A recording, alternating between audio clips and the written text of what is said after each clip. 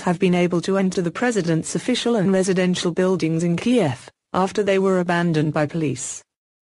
They have stationed guards outside the entrances to offices, while the Interior Ministry has said in a statement that it supports the people. President Viktor Yanukovych's aides say he is in Kharkiv, close to Russia.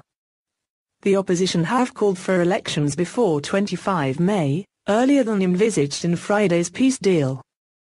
In fast-moving events on Saturday, Parliament voted for opposition leader Yulia Tymoshenko to be released immediately.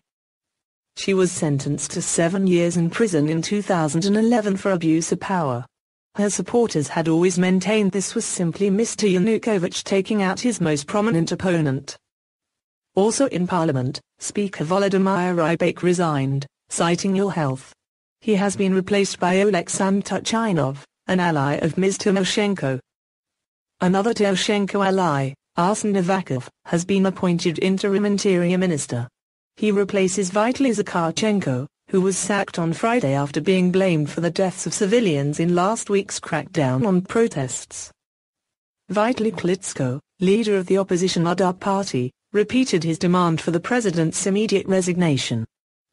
Meanwhile, presidential aide Hannah Herman said Mr. Yanukovych had traveled to Kharkiv in the east, close to the Russian border, from where he was to give a televised address.